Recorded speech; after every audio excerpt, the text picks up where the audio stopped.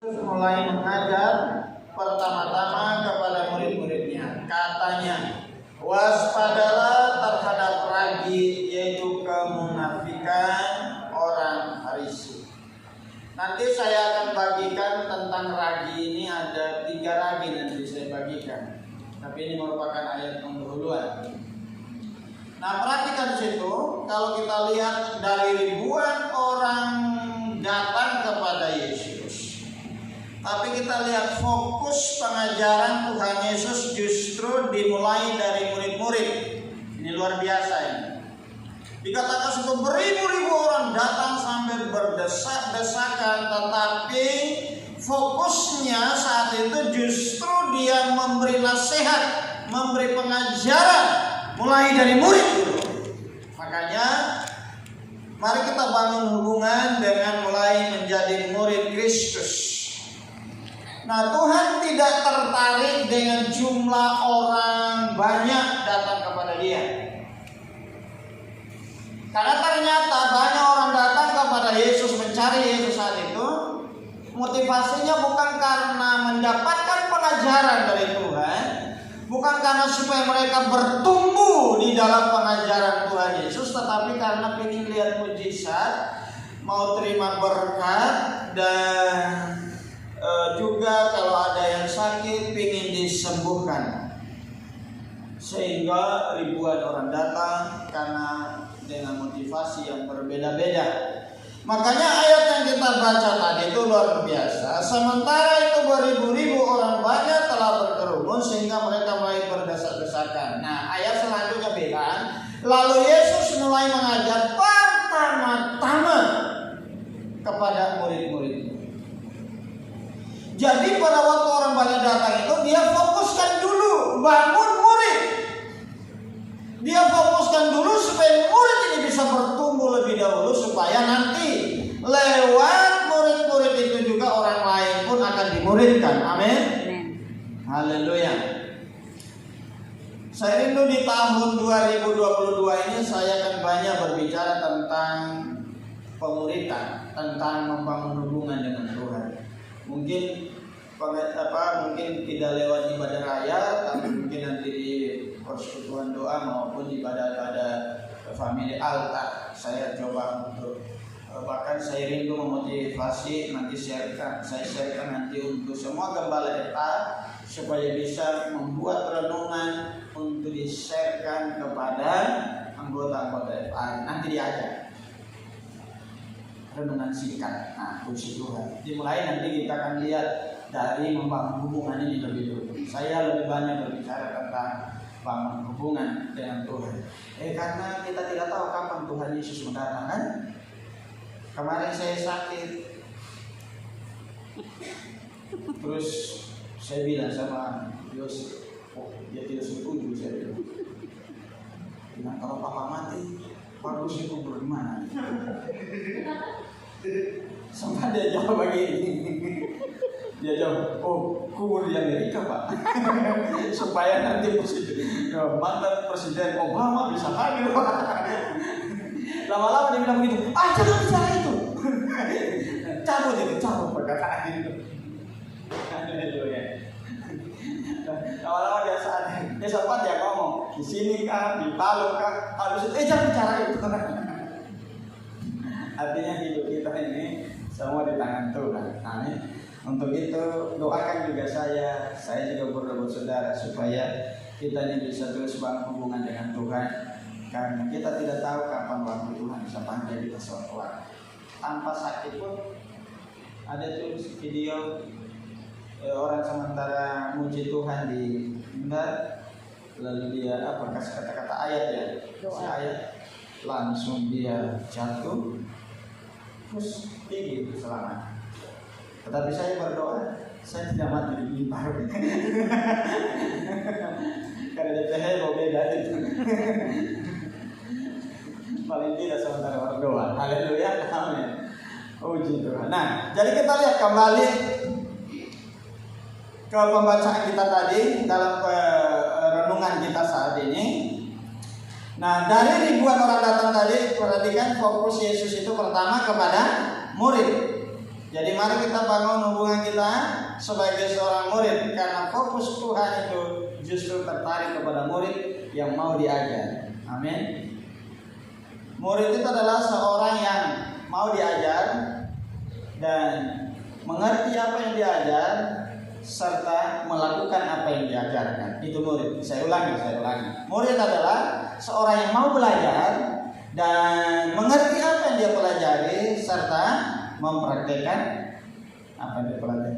Jadi tidak sebatas hanya ngerti tapi dia praktekkan. Itu murid. Nah, jadi mari kita bandingkan lagi satu ayat di dalam Yohanes pasal yang ke-2. Yohanes pasal 2 ayat 23 dan 24 dikatakan demikian. Dan sementara ia di Yerusalem selama hari raya Paskah, banyak orang percaya dalam namanya karena mereka telah melihat tanda-tanda yang diadakannya. Perhatikan ayat selanjutnya.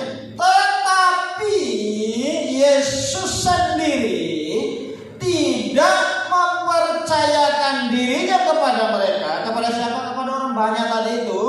Karena ia mengenal mereka semua. Ini luar biasa. Jadi dari sekian banyak orang datang percaya kepada dia, tetapi Yesus tetap lihat hati mereka. Motivasinya tetap tidak sama dengan seorang murid.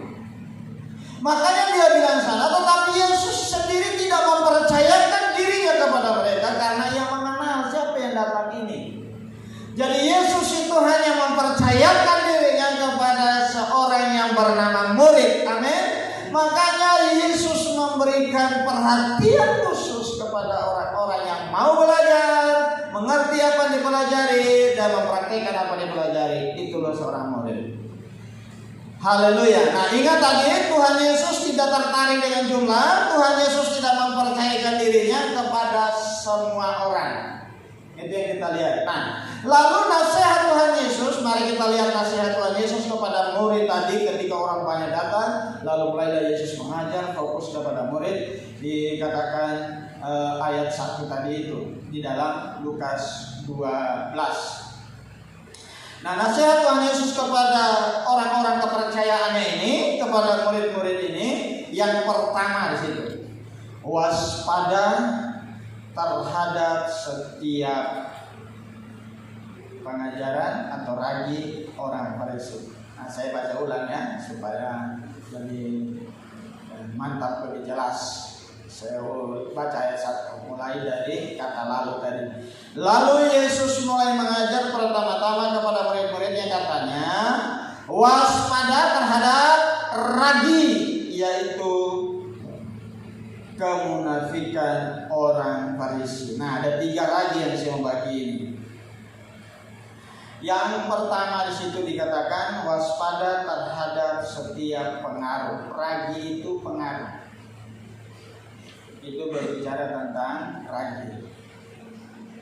Apa yang dimaksud dengan ragi orang Farisi? Jelas tadi dikatakan itu kemunafikan. Itu ragi orang Farisi. Orang Farisi itu berbicara tentang munafik. Saya percaya seorang murid tidak seperti orang Farisi. Mari jadilah murid yang tidak munafik. Amen. Apa adanya. Ada yang mengistilahkan munafik, muka Nabi, pikiran kotor. Munafik. Atau ada istilah yang lain? Boleh. Istilah saja dah. Apalagi si Kiki ini banyak istilahnya. Haleluya. Anak muda itu banyak istilahnya. Rasul Paulus pernah mengajar murid-muridnya, orang-orang yang dia didik. Dia bilang begini, lakukanlah, hiduplah dalam kebenaran, jangan karena aku ada, bahkan aku tidak ada pun, aku mendengar tentang imanmu, bahwa kamu bertumbuh di dalam Tuhan.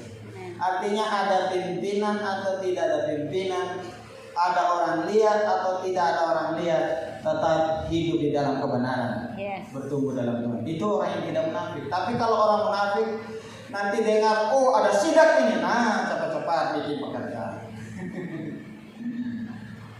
Tapi anak-anak Tuhan, pegawai-pegawai di sini semuanya eksis di dalam pekerjaan, amin. Atau pas lagi tidak ada kepala dinas masuk di ruangan main catur. Dia tahu mau dibikin. Kepala dinas juga tidak masuk, apalagi lagi bupati lagi tidak masuk. Oh, suka-sukanya. Pas ada giliran mau sidak, semua langsung rapi masuk kantor. Yang tidak biasa kerja jadi kerja. Ada saya nonton itu sidak-sidak di YouTube itu. Bupati sidaknya di puskesmas atau apa? Yang di desa itu apa? Puskesmas. Ya, apa yang di desa? Dia sidak sampai di desa. Sampai di situ tidak ada itu apa namanya? Petugas kesehatan. Pokoknya dikasih tahu sama yang memang perawat di situ yang jaga di situ. Telepon cepat, telepon. Telepon. Oh, datang kemarin masih banyak alasan lagi. Dia bilang siap-siap saya dimutasi. Kalau dimutasi di tempat yang bagus, ya masih mending. Kalau di tempat lebih parah lagi dia ada jaringan. Tapi mana-mana Tuhan panggil. Tapi anak-anak Tuhan yang kerja sungguh-sungguh, tidak hidup di dalam kemunafikan, itu karirnya masih bagus. Amin. Tuhan akan angkat karena apa? Itu adalah suatu promosi dari mulut ke mulut. Orang akan lihat kita sehingga orang katakan ini bagus, ini anak ini perlu diangkat dia. Tetapi kalau kita kerja tidak bagus, itu pun promosi buruk bagi kita. Orang pun akan cerita dari mulut ke mulut. Jangan pakai dia itu. Tidak bisa dia di situ itu. Tadinya bagus, begitu dia ada situ jadi kacau. Nah, itu promosi buruk itu. Haleluya. Nah, itu ragi yang pertama. Itu ragi orang Farisi berbicara tentang ragi kemunafikan, hidup di dalam kemunafikan. Makanya Yesus ngajar jangan sampai mereka waspada terhadap ragi Farisi, karena itu penuh dengan kemunafikan. Mereka datang itu sepertinya mangguk gitu dengar kita sampaikan kebenaran, tetapi hatinya itu sebenarnya membatu. Saya pernah ditegur sama gembala saya. Saya biasa memang disuruh, kalau disuruh itu cepat. Disuruh untuk pelayanan kemana saja, diutus kemana saja, naik motor, kadang hujan, cuaca tidak bagus, berangkat subuh, pulang sudah sore dan kehujanan di jalan dan sampai malam datang. Satu kali saya berangkat subuh pelayanan di satu cabang, lalu pulang itu hujan. Dan bahasa sampai di gereja ibadah raya seperti ini kan ibadah raya kedua, tapi karena di situ di pastor sambung dengan pastori kayak gini, saya langsung ke pastori, saya mandi ganti dan waktu itu ibadah sudah selesai. Nah, jadi saya sudah tidak ibadah lagi cuma di pastori. Lalu setelah itu gembala saya keluar, dia cari teman-teman di pastori. Dia bilang begini, Yosef sudah pulang? Oh sudah Pak, baru mandi di kamar. Lalu dia masuk di kamar. Dia bilang, gembala saya bilang, Yosef saya mau bicara dengan kamu. Dia tarik kursi. Saya di tempat tidur, dia tarik kursi, dia duduk. Saya kaget, serius ini. Kalau Pak Gembala suka tarik kursi dulu akan saya bicara. Lalu dia cuma bilang begini, Yosef, saya berdoa dan Tuhan tunjukkan siapa kamu sebenarnya. Kamu itu kalau disuruh kepalamu begini, mangkuk. Tidak ada bilang tidak. Pokoknya kalau disuruh itu cepat. Tapi Tuhan kasih lihat hati itu begini. Tidak suka sebenarnya. Saya kaget. Langsung Pak doakan saya Pak. Tidak ada kata apa-apa, doakan saya. Dia doakan, lalu dia bilang doakan juga saya ya. Itu luar biasa seorang pemimpin. Jadi Tuhan tahu hati kita. Sekalipun kelihatannya manggung, tapi Tuhan lihat hati. Amin. Hati manggung tidak, nurut tidak. Nah, jangan sampai kita seperti orang Farisi ini penuh dengan kemunafikan. Lalu yang kedua, ragi orang Saduki. Saya bacakan dulu satu ayatnya di dalam Kisah Rasul pasal 23. Ini ada beberapa ayat, tapi nanti kemudian ayat mana saja kita bisa baca.